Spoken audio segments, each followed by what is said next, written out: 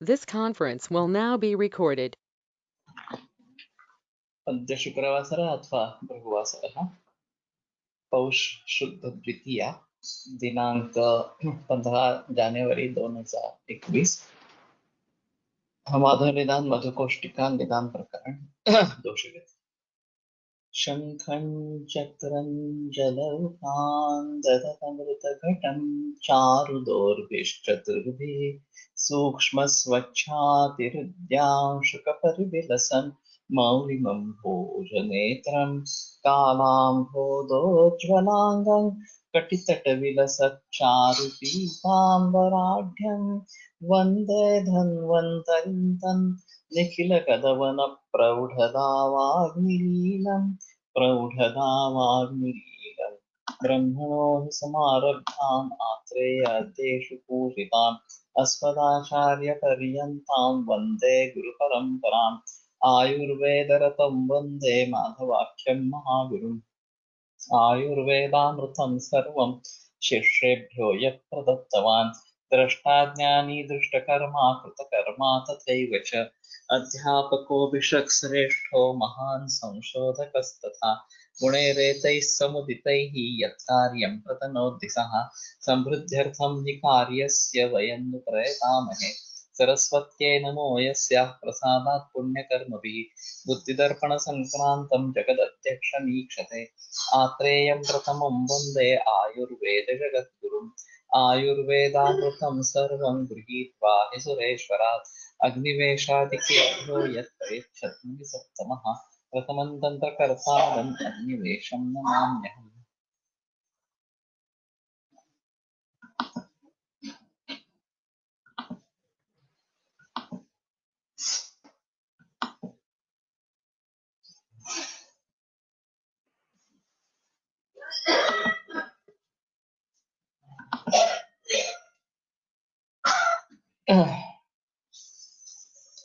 क्षयस्थानं च वृद्धिश्च दोषाणां त्रिविधा कथ्य ऊर्ध्वं चाधश्च तिर्यक् च विज्ञेया त्रिविधा परा।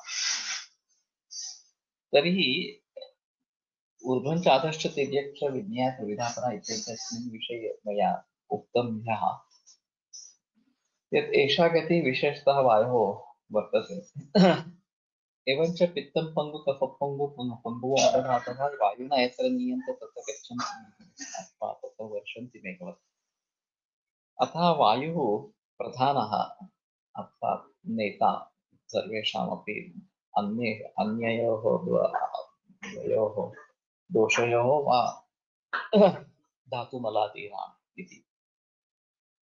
अतः तस्यैव प्राधान्यं दृश्यते एवं गतिमत्वं केवलं वायोरधीनम् इति तत्र स्पष्टतया दृश्यते। तो जैसे कि मैंने कल इसके बारे में काफी बहस की है ऊर्ध्वं चाधश्च तिर्यक् विधा परा और सम्मूर्छना के बारे में बात की थी कि दो विभिन्न गति वाले पदार्थ जब एक दूसरे से टकरा जाते हैं तो उससे कुछ अलग चीज बनती है और इसीलिए दोष दूष सम्मूर्छना एक अलग चीज है और पारद और गंधक ये सम्मूर्छना एक अलग चीज इस प्रकार की है और उसी के आधार पर ये जो रसशास्त्र की दवाइयां काम करती है वो एक अलग अनुभव अलग अलग चीज इस प्रकार की रहेगी। त्रिविधा चापरा कोष्ठ शाखा मर्मास्ति संदेश। तो ये तीसरी गति है शाखा कोष्ठ मर्म अस्थि संदेश इस प्रकार से। और इसके बारे में भी मैंने गुरुकुल में स्वतंत्र रूप से भी काफी सविस्तर विचार सामने रखा है। इस बहाने भी फिर से वो सामने रखता हूँ। तो आज का लेक्चर या कल का भी लेक्चर इसी में चला जाएगा। कोष्ठ शाखा मर्मास्ति संधि ये 3 रोग मार्ग इस प्रकार के बताए गए हैं। तो अभ्यंतर कोष्ठ जो एक तरीके से महास्रोतस, ये अंतःकोष्ठो महास्रोत आम पक्वाशयाश्रय इस प्रकार का बताया गया है। शाखा रक्तादय त्वक्ष इस प्रकार से बताया गया है। रक्तादय से शुरू करके त्वक ये सब शाखाओं में समाविष्ट होते हैं। और मध्य मार्ग जो है वो संधि और सभी मर्म उसी में समाविष्ट इस प्रकार के होते हैं। और दोषों की गति, प्राकृतिक गति और वैकृतिक गति, इन सभी में होती रहती है। प्रायः ऐसा दिखाई देता है कि आहार ये सबसे अहम कारण है स्वास्थ्य का या फिर रोगों का। और शुरुआत दोषों की कोष्ठ से ही होती है, जो आम पक्वाशयाश्रय या महास्रोत कहलाया जाता है। और फिर वहां से दोष शाखाओं में या मध्यम रोग मार्ग में चले जाते हैं और वहां रोग निर्माण करते हैं। श्रमेत तान प्रयोगेण सुखम व कोष्ठमानयेत ज्ञात्वा कोष्ठ प्रपन्नांश यथा सुन्दम विनिर्णय। तो सच्चे प्रयोग से, भलीभांत योग्य चिकित्सा से उनका शमन करे दोषों का। सुखम व कोष्ठमानयेत, या उनको सुख से कोष्ठ में लाए। और ज्ञात्वा कोष्ठ प्रपन्ना, ये अभी कोष्ठ में पहुंच गए हैं ये समझकर यथासंभव विनिर्णय, जो नजदीकी मार्ग है उससे दोषों को निकाल दे। ये 13वें अध्याय में स्वागत के सूत्र सर के 13वें अध्याय में ये सूत्र आया। तो हमारी रीति अग्नि से आरंभ करके पाचन पहले करे दोषों में, और जब दोषों का पाचन हो जाता है तो वो खुद अपने आप कोष्ठ में आने लगते हैं। ये एक अहम चीज इस प्रकार की है। और दोषों का शमन हो जाएगा, पाचन हो जाएगा तो, और फिर विकार जो है उसकी शांति इस प्रकार की हो जाएगी। तो हमारी शुरुआत हमेशा कोष्ठ से होती रहती है, जबकि ये निज विकारों के बारे में जो प्रायः आहार से बनते हैं, प्राण आहार वैषम्याद अजीर्णम जायते नृणाम तन्मूलो रोग संघाता तद्विनाशात् विनश्यति। आहार के वैषम्य से अजीर्ण निर्माण होता है और वो सभी रोगों का मूल कारण, रोग संघात का मूल कारण है। तद विनाशात विनश्यति, अजीर्ण के विनाश से उसका नाश होगा। तो पाचन चिकित्सा और संसर्जन क्रम ये बहुत सारे रोगों की मूल चिकित्सा इस प्रकार की है, जिसका आरंभ कोष्ठ से होता रहता है। और इसीलिए शायद वाग्भट ने आम पक्वाशयाश्रय इतना ही कोष्ठ का वर्णन दिया है। लेकिन सुश्रुत में एक अलग सूत्र आता है। स्थानान्यामाग्नि पक्वानां मूत्रस्य रुधिरस्य च रुधिर्मुक्तः फुफ्फुसश्च कोष्ठ इत्यभिधीयते। चक्रपाणि दत्त ने उसको उद्धृत किया है, लेकिन उसके बारे में ज्यादा बहस नहीं की है। तो इस सूत्र के आधार पर अगर कोष्ठ अलग अलग है, केवल आम पक्वाशय एक प्रकार सा कोष्ठ नहीं है, तो आम, अग्नि और पक्व ये तीन पचन संस्था के संबंध में तीन कोष्ठ रहेंगे। मूत्र और रुधिर, रुत और उंडुक और फुफ्फुस, ये सभी भी कोष्ठ है इसी साथ। अगर ये कोष्ठ है तो इन कोष्ठों से शाखा मर्मास्थि संधि में दोष जाते हैं क्या, वापस इन कोष्ठों में आते हैं क्या, और वहीं पे उनका शमन होता है क्या, परिस्थिति रहती है, ये एक अहम मुद्दा इसमें है। तो दिखाई तो ऐसे देता है आम, अग्नि, आम और पक्व ये तीन कोष्ठ तो वाग्भट में आम पक्वाशय इतना ही लिखा। चरक ने भी आमाशय समुक्त, पक्वाशय समुक्त इस प्रकार के रोगों के बारे में बताया। उसमें ऊर्ध्व आमाशय या ग्रहणी जिसको कहते हैं, इसके बारे में ज्यादा बहस हुई नहीं है। लेकिन फिर भी ऊर्ध्व आमाशय ये कफ के लिए, अधो आमाशय जो ग्रहणी कहलाता है उसके बारे में जिक्र नहीं की है।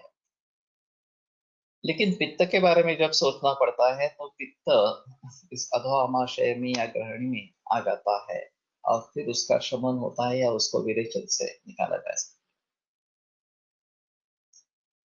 तो इन सभी बातों को ध्यान में रखते हुए आम, अग्नि और पक्व, ये जो तीन कोष्ठ स्थान है, उनके बारे में काफी बहस हो सकती है, उनका भली भांति प्रयोग हो सकता है। जैसे कि तमक श्वास हो, या फिर विसर्प हो, या फिर शीत पित्त उदर कोष्ठ वगैरह इस प्रकार के हो, कुष्ठ हो, इन सभी विकारों में अगर कफ या पित्त प्रधान इस प्रकार के है, तो कफ के लिए वमन करवाना, पित्त के लिए विरेचन करवाना, ये काफी प्रचलन में है। और दोष इन शाखाओं से आमाशय रूपी कोष्ठ, ऊर्ध्व आमाशय या अधो आमाशय के कोष्ठ में आ जाते हैं, और वहां से आसानी से निकाले जाते हैं। तो इन विकारों का उपशमन हो जाता है, ये हम काफी बार देखते हैं। वैसे भी पक्वाशय मूल स्थान वात दोष का है। हाँ, और वहां से वात पूरे शरीर में फैल सकता है। शाखा, मर्म, अस्थि संधि इसमें आश्रय ले सकता है, और उसको फिर से पक्वाशय रूप कोष्ठ में लाना और शमन करना या बाहर निकाल देना, ये चिकित्सा बस्ती चिकित्सा से होती है। तो बस्तिर्विरेक वमनम, ये परमौषध दोषों का बताया गया। और ये कोष्ठ शाखादि गति पर निर्भर इस प्रकार का है कि दोष कहीं भी फैले हो शरीर में, शाखाओं में स्थित हो या मध्यम रोग मार्ग में स्थित हो, उनको भली भांति इस आम, अग्न्याशय और अग्नि और पक्व इस प्रकार के आशयों में लाया जा सकता है, कोष्ठ में लाया जा सकता है, उनका शमन किया जा सकता है या उनका शोधन किया जा सकता है। तो इसके जरिए सभी विकारों की शांति हो सकती है, और ये कोष्ठ शाखादि गति के ऊपर निर्भर है। अब रही बात मूत्रस्य च रुधिरस्य च वगैरह के बारे में, तो स्थानान्यामाग्नि पक्वानां मूत्रस्य रुधिरस्य च, मूत्र का भी एक कोष्ठ इस प्रकार का बताया गया है। और जैसे इन कोष्ठों से दोष दूसरी जगह जाते हैं और फिर वापिस वहां पे आते हैं और वहां से उनको निकाला जा सकता है,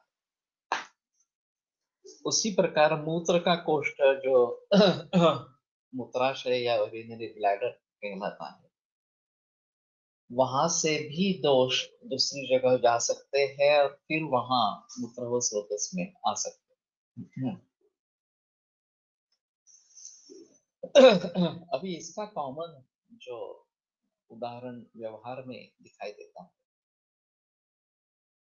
वो डायबिटीज का मरीज है, या हाइपरटेंशन का है, या दोनों का मरीज है, इस प्रकार से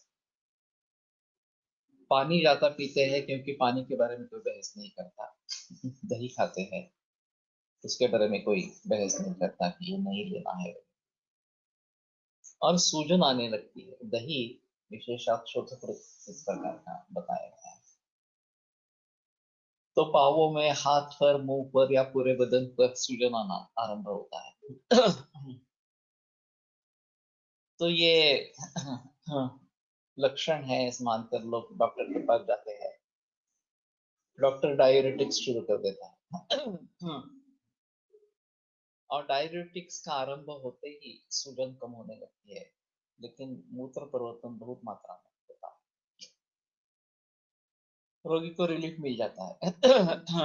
सूजन आई थी, पाँव गुरुत्व इस प्रकार का था, अब सूजन निकल गई, शरीर में हल्कापन महसूस होने लगा।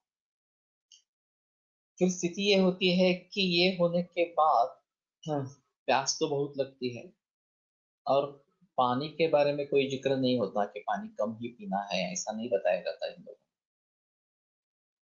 तो फिर से पानी पीते हैं, फिर से सूजन बढ़ती है, दही भी सेवन चालू रहता है, और एक विशेष सर्कल सेट हो जाता है। इस प्रकार से दही, पानी वगैरह कारणों से सूजन का निर्माण होना, डायरेटिक्स से सूजन चली जाना, और फिर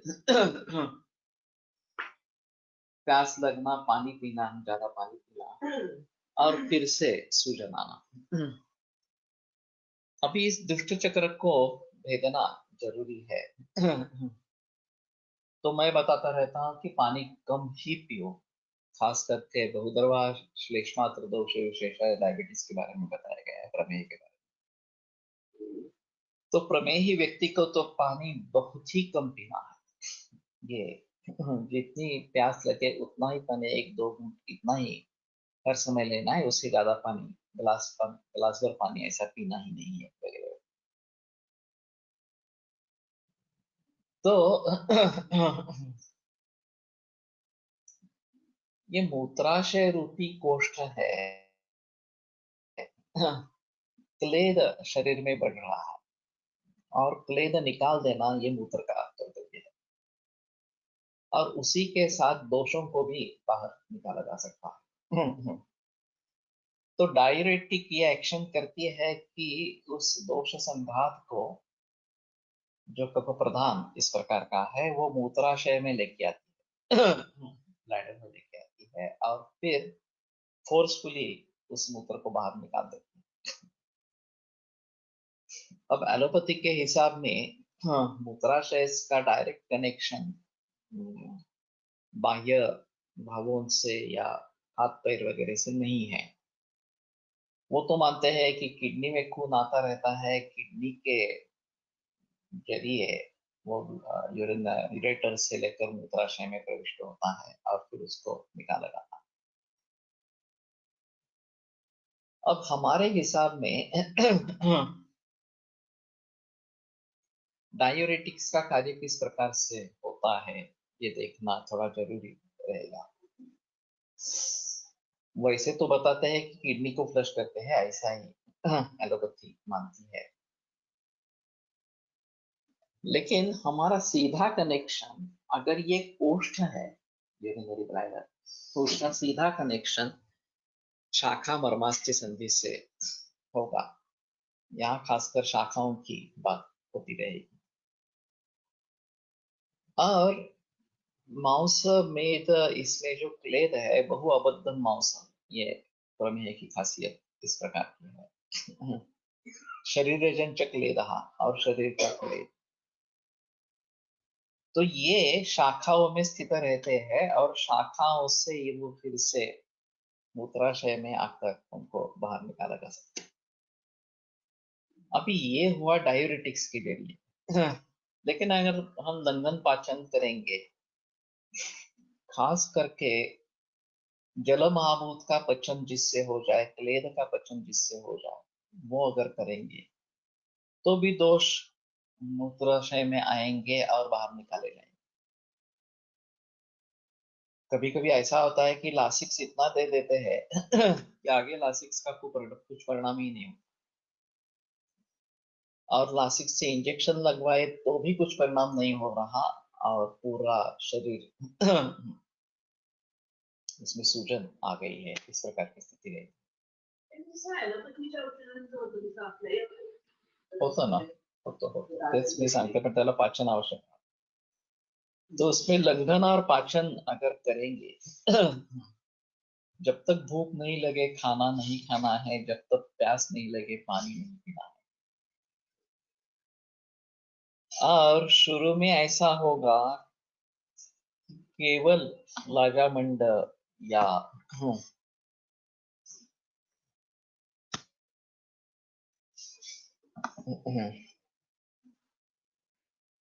मुदगयूष या फिर देशी गाय का दूध ब्लॅडरला कोष्ठात समाविष्ट करावे की मध्यम मार्गात मर्म आहे म्हणून. मध्यम मार्ग में भी वो है, इसमें कोई संदेह नहीं है. ये से आपत्ति हृदय के बारे में भी होने वाली है कि हृदय भी मर्म बताया गया है और हृदय भी कोष्ठ बताया गया है. तो ये दोनों तरीके से काम कर रहा है. एक मर्म स्थान होने के वजह से मध्यम रोग मार्ग में है और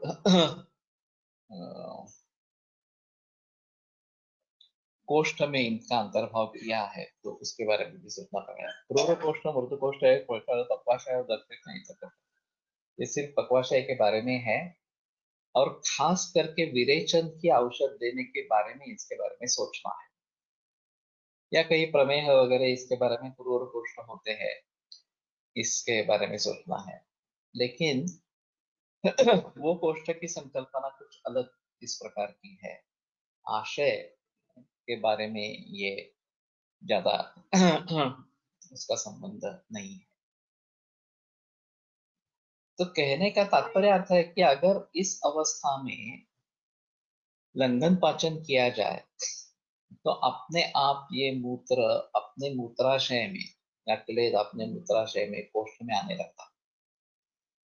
वो ब्लैडर किडनी के द्वारा आता है या सीधा ब्लैडर में पहुंच जाता है, ये कहना मुश्किल है. तो कहेगी कि किडनी से ही आता होगा इस प्रकार का.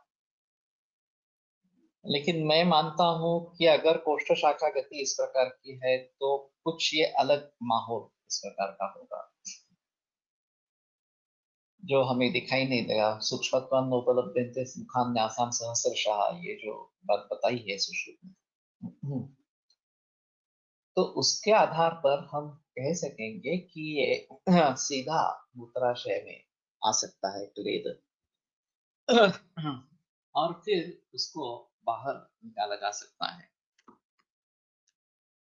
मैं बार बार जिक्र करता आया हूं कि हमारे हिसाब में अन्नव स्रोतस और उदक स्रोतस ये अलग बताए गए हैं.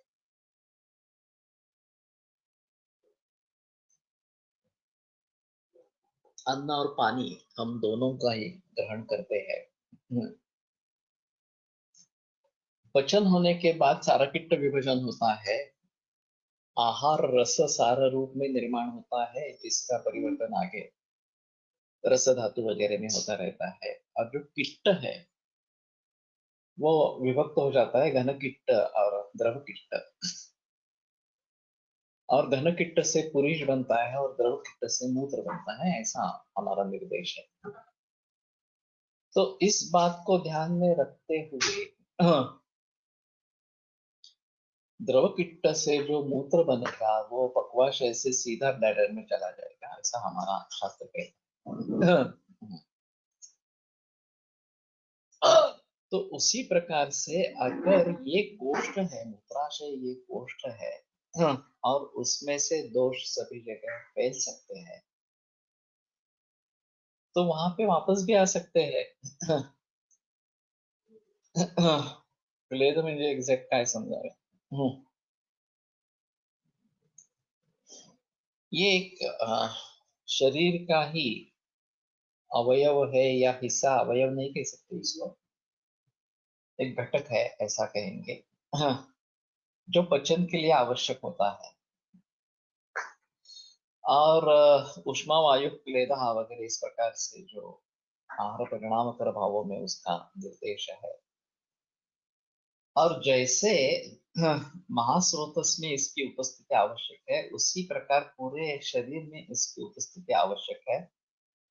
जहां कहीं भी पचन चल रहा है, चाहे धातुओं का निर्माण हो चाहे मलों का निर्माण हो उपधातुओं का निर्माण हो, तो जहां जहां पचन अपेक्षित है यहाँ वहां ये उष्मा वायु क्लेद वगैरह सभी 6 भाव आवश्यक इस प्रकार के हैं. और फिर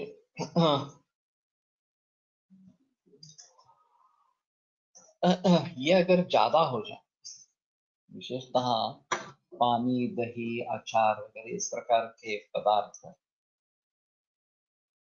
क्लेद को बढ़ावा देने वाले हैं, अतिरिक्त क्लेद निर्माण करने वाले हैं, या रूक्ष वगैरह इस प्रकार के पदार्थ क्लेद को कम करने वाले इस प्रकार। सर्दी जुकाम में अगर पक्व कफ है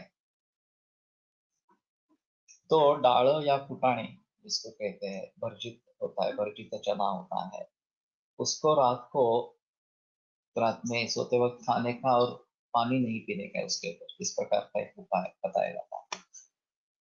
इससे कफ का शोषण हो जाता है। अगर पक्व कफ है तो कोई दिक्कत नहीं है, अपक्व कफ है तो उसके लिए तो पाचन नहीं करना है। If मूत्र goes directly to bladder, then what may be the function of kidneys? हमारा पूरा दृष्टिकोण अलग ही है। ये मैंने कई बार बात कही है कि माइक्रोस्कोप की खोज एक अहम खोज है आधुनिक विज्ञान में। इससे फोकस्ड अप्रोच हो गया और एनाटॉमिकल स्ट्रक्चर को बहुत सारा महत्व मिल गया। लॉस्ट वॉइस, मेरा तो वॉइस ओके है।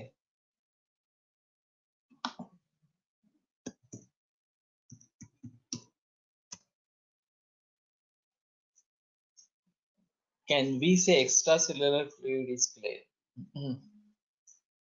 No. ये पूरे शरीर में रहता है। एक्स्ट्रासेल्युलर फ्लूइड, अब ये कंसेप्ट मॉडर्न में है या नहीं मुझे मालूम नहीं है, लेकिन एनाटॉमी के हिसाब से पूरे शरीर को देखना और सिस्टम वाइज अप्रोच, ये एलोपैथी का अप्रोच है, जो फ्रेगमेंटेड या फोकस अप्रोच इस प्रकार। और हमारे हिसाब में और उसके आधार पर उसके कर्म निर्भर इस प्रकार के। तो जिस प्रकार की सिस्टम है, कार्डियोवास्कुलर हो, सर्कुलेटरी हो, या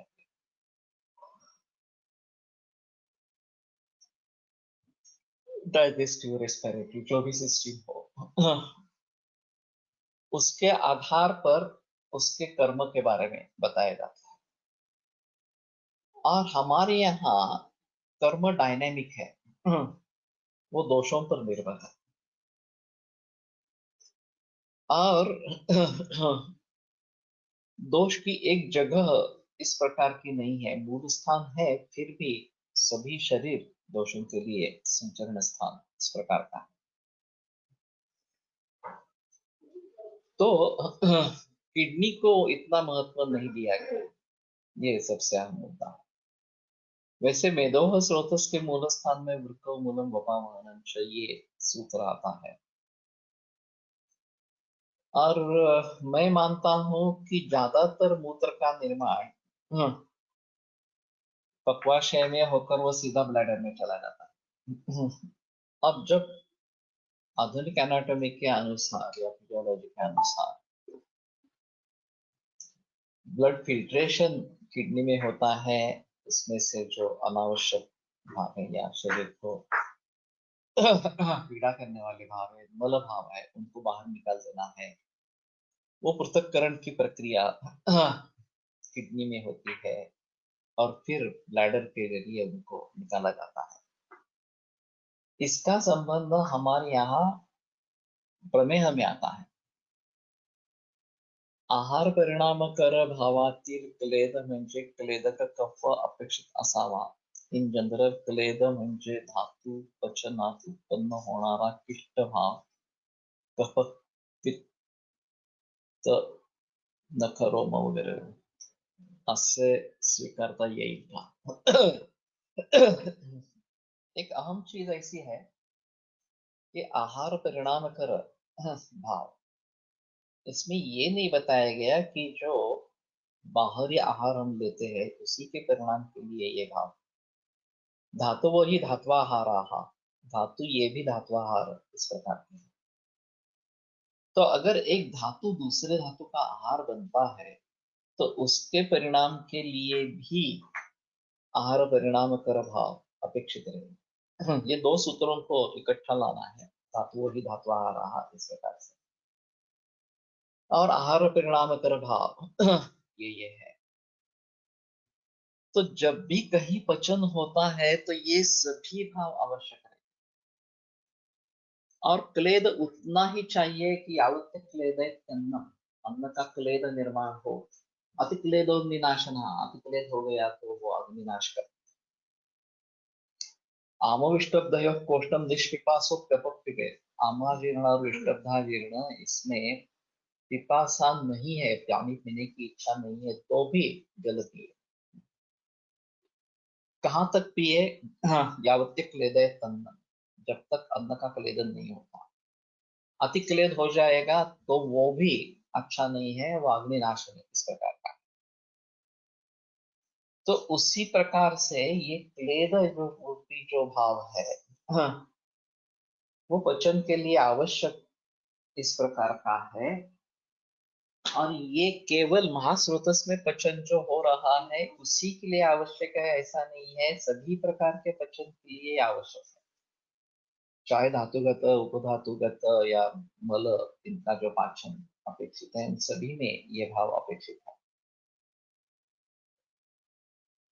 तो ये क्लेद आहार से निर्माण होने वाला जो क्लेद है, आहार संबद्ध जो क्लेद है, जो बाहर निकालने योग्य है, वो उसी समय निकाला जाएगा। पक्वाशय से मूत्र में आकर निकाला जाएगा।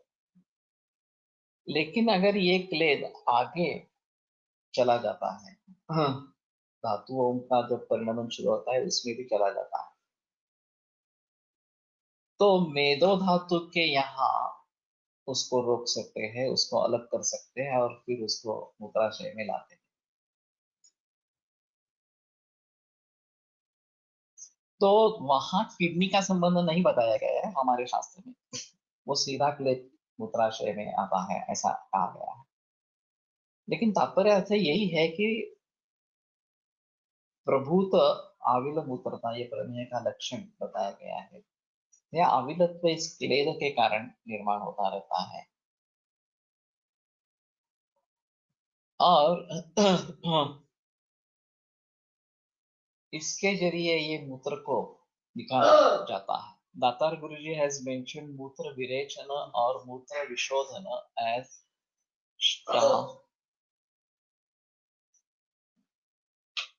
कर्म, especially in amavata, use of shva to remove am. षटकर्म, what it is?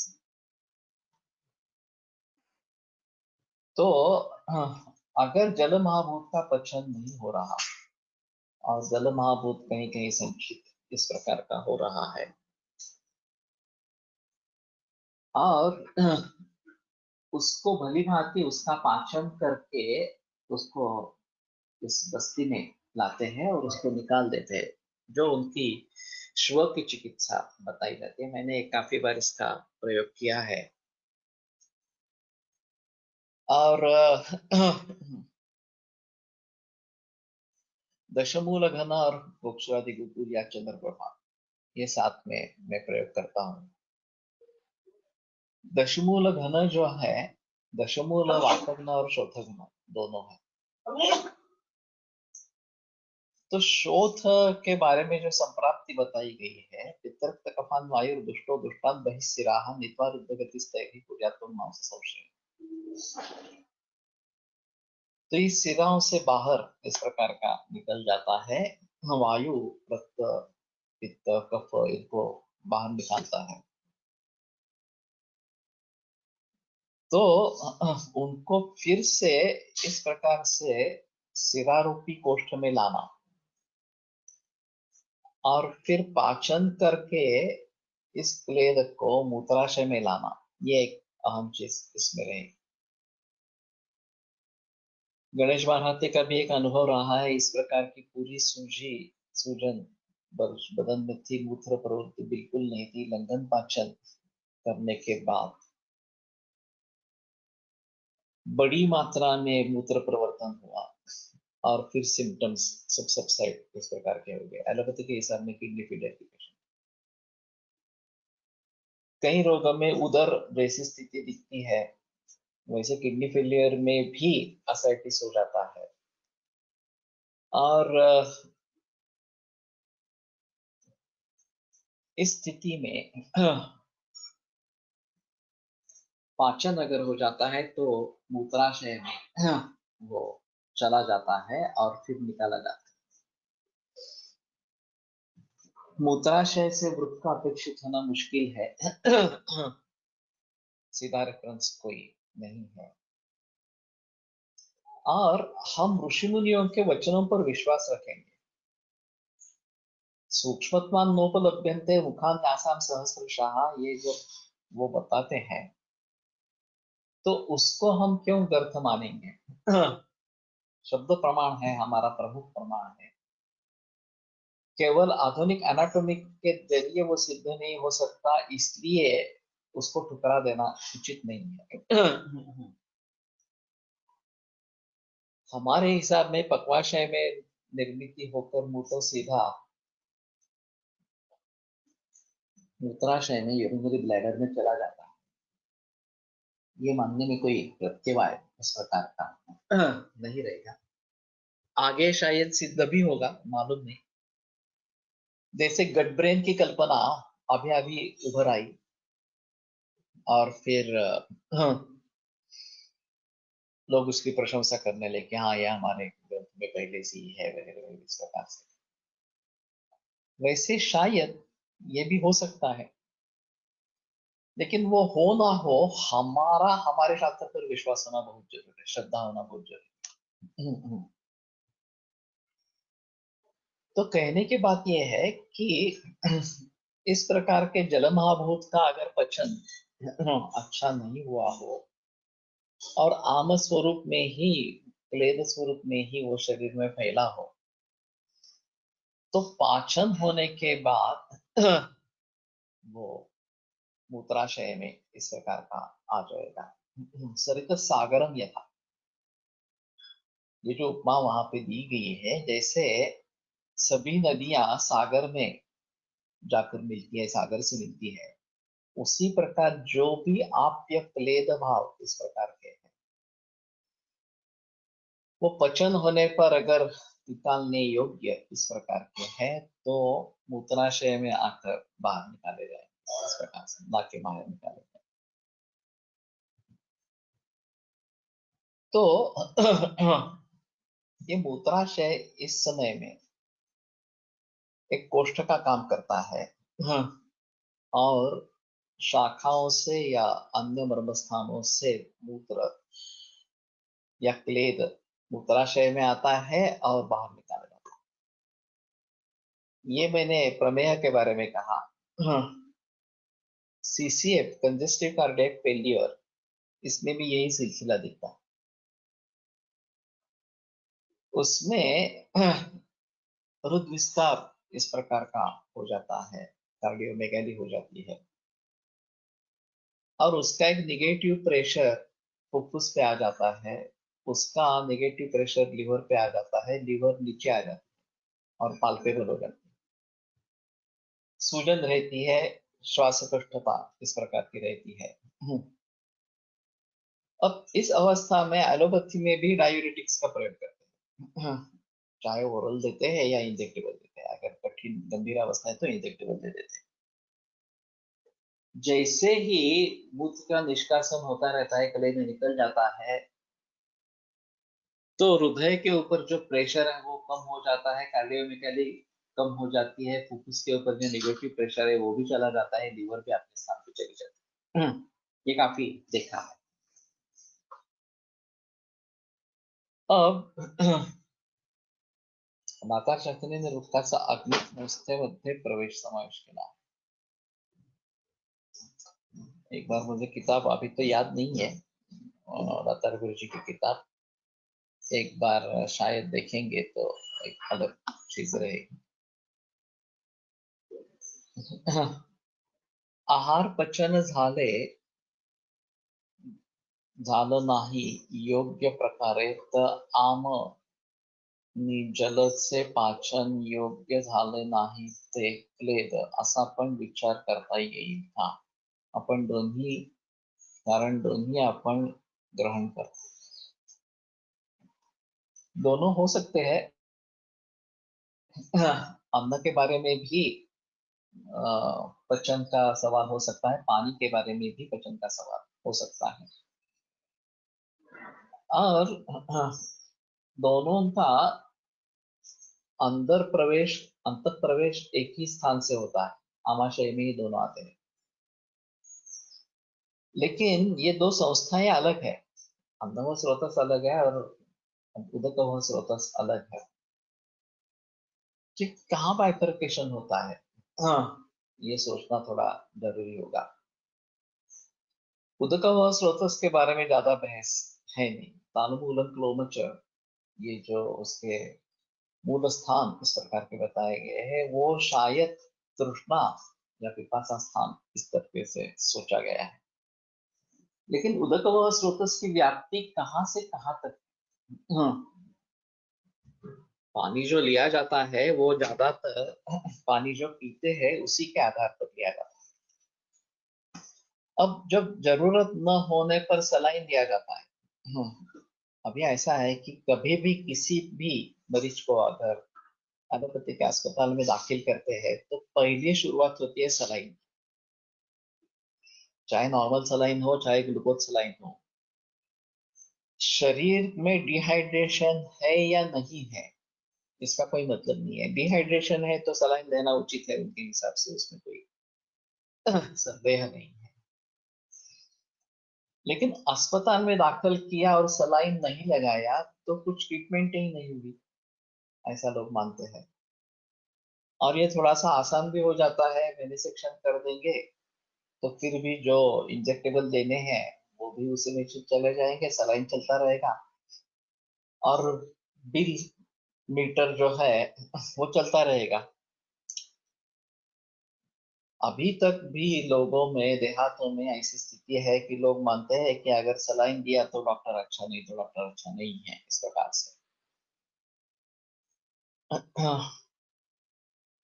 शास्त्र में वृक्क संबंधी जो भी वर्णन आया है उसमें सुप्रारेनल ग्लैंड का कार्य भी समाविष्ट होगा। मुश्किल है बताना, ये हार्मोन से रिलेटेड इस प्रकार का है। और वैसे सभी हार्मोन्स के बारे में अलगता से सोचना, ये एक अहम चीज इस प्रकार की रहेगी। वहां सुप्रा रीनल का मतलब वो रीनल से ऊपर है, किडनी के ऊपर है। किडनी से उसका संबंध है नहीं है ये नहीं बता सकते इस प्रकार से, पोजीशन वो है, इतना ही है। तो इस प्रकार का जब सलाइन ज्यादा मात्रा में देते हैं, जरूरत न होने पर देते हैं, तो उससे लंग कंडीशन बढ़ता है। ये काफी लोगों में देखा जाता है। और फिर श्वासकष्टता होती है, उसके लिए ऑक्सीजन दे देते हैं या फिर डायरेटिक्स का प्रयोग करते हैं। तो एक तरीके से सलाइन चलाना, एक तरीके से डायरेटिक्स देना। और फिर रहेगी बात इलेक्ट्रोलाइट इम्बैलेंस की। हाँ, सचमुच इलेक्ट्रोलाइट इम्बैलेंस है या नहीं है, ये एक अलग देखना इस प्रकार का होगा।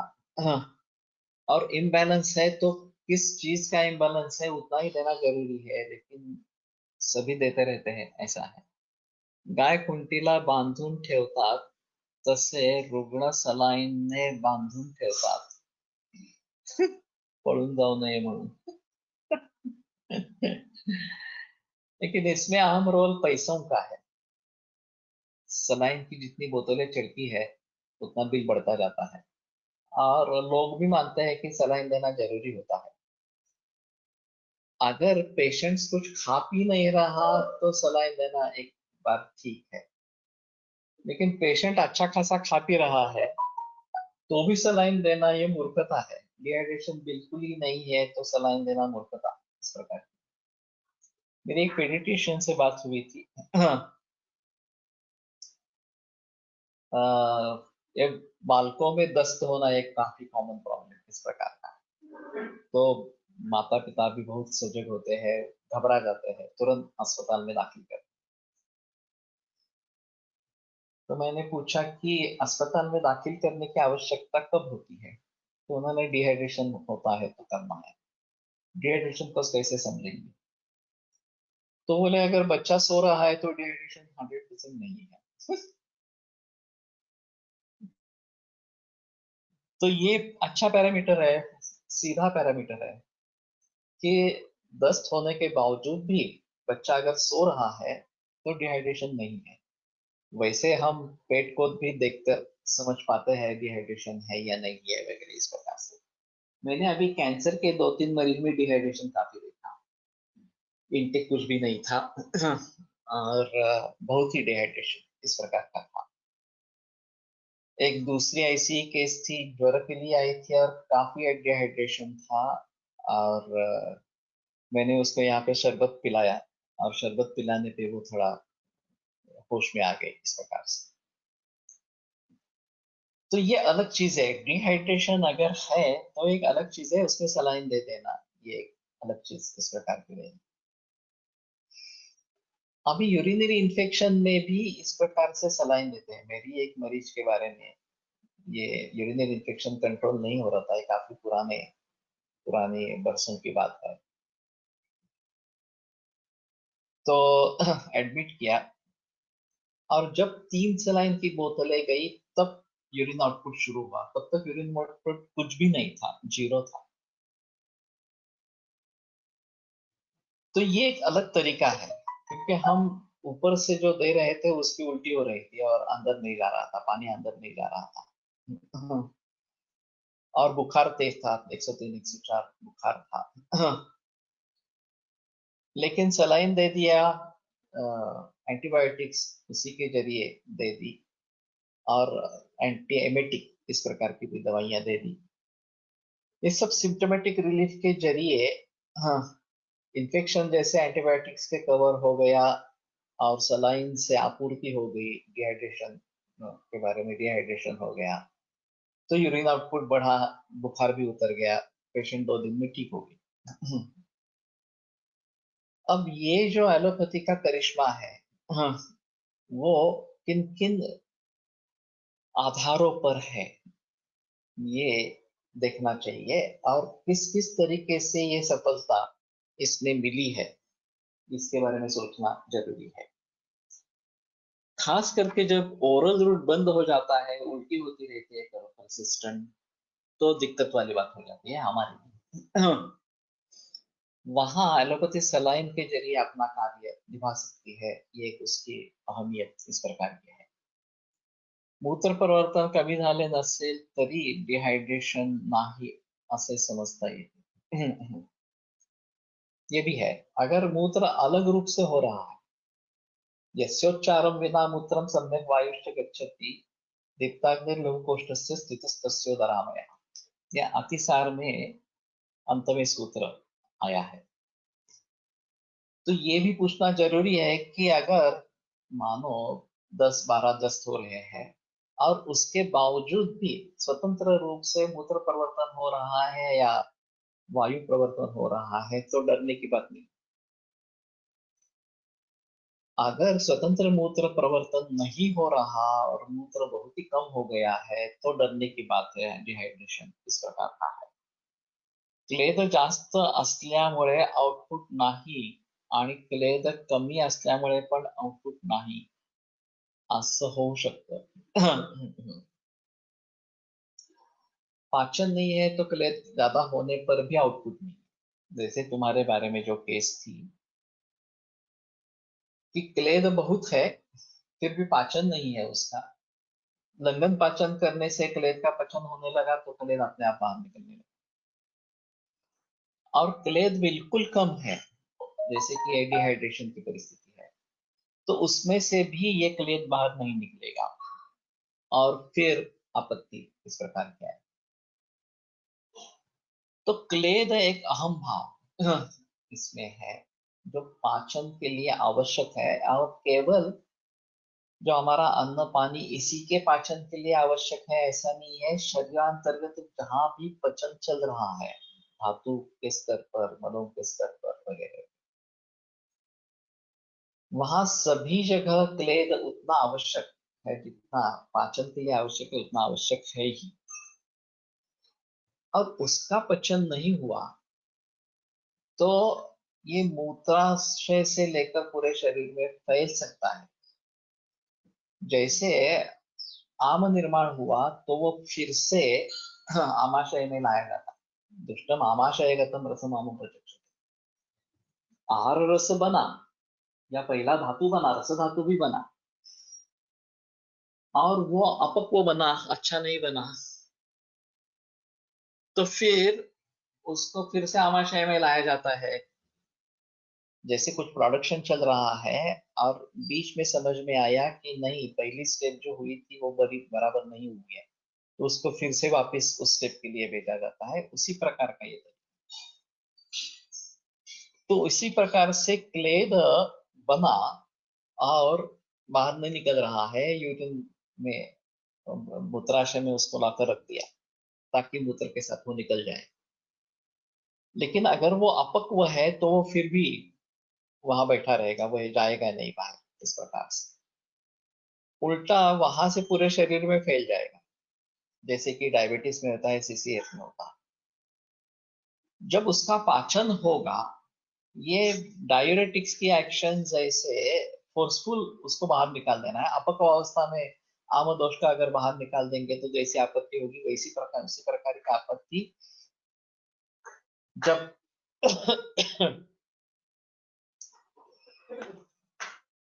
डायूरेटिक्स का प्रयोग बिना कुछ सोचे समझे किया जाता है।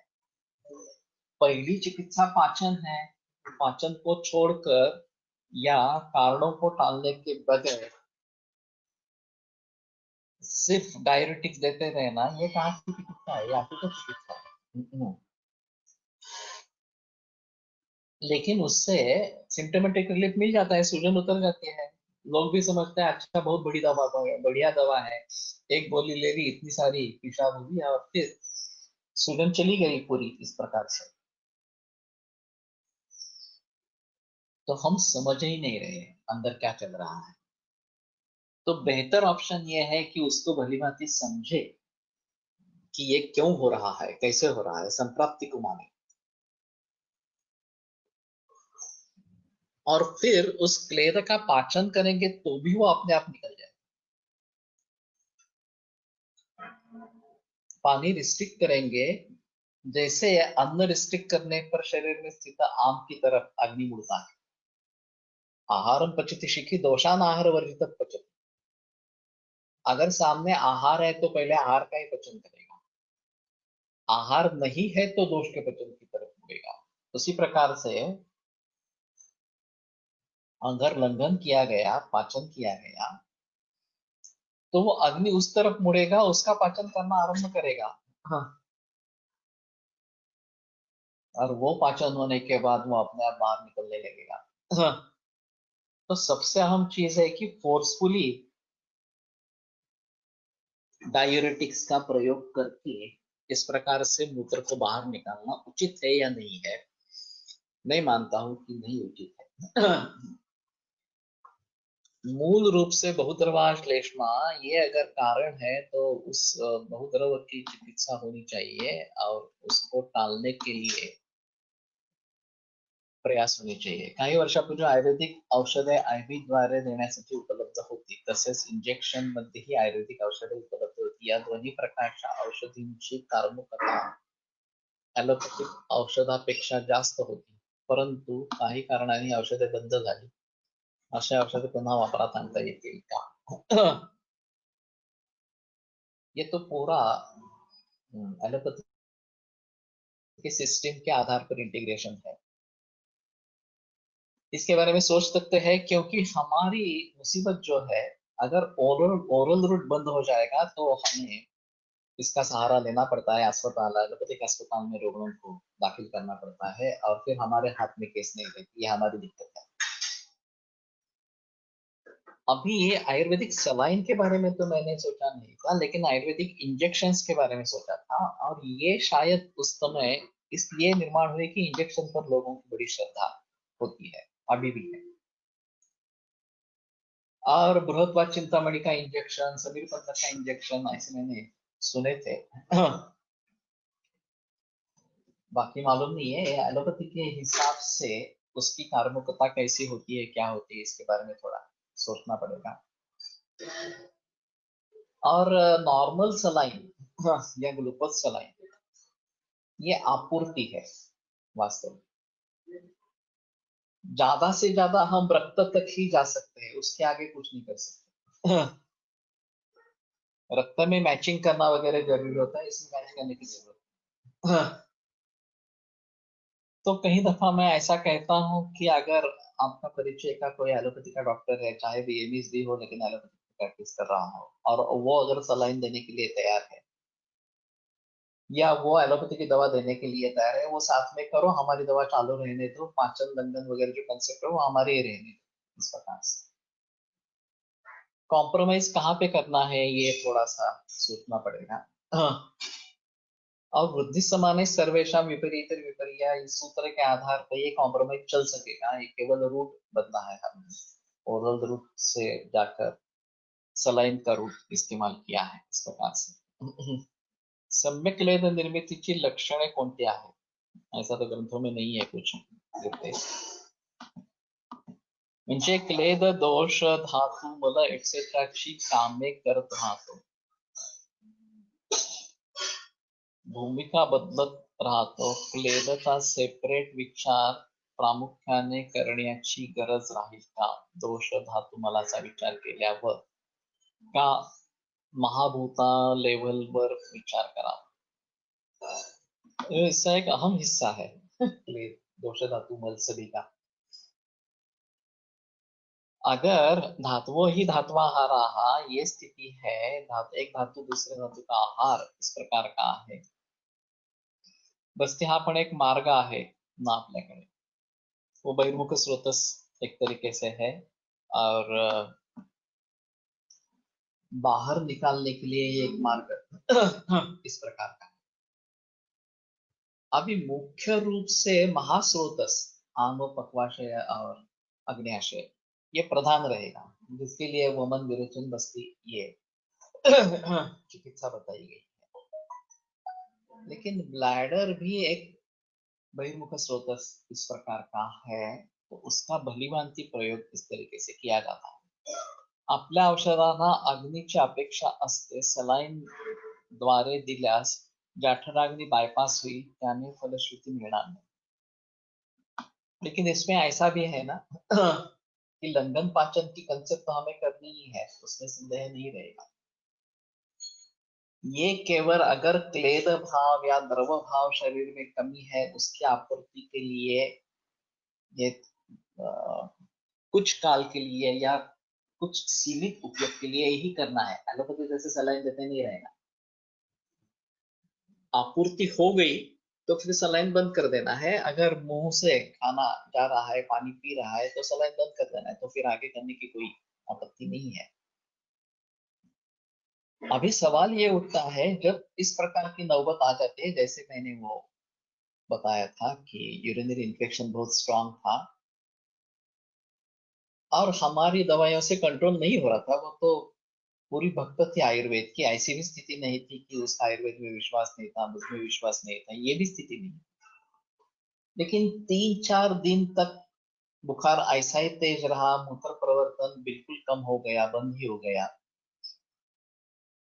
और ऐसी स्थिति में ये हैंडल करना ये काफी मुश्किल इस प्रकार का होता है।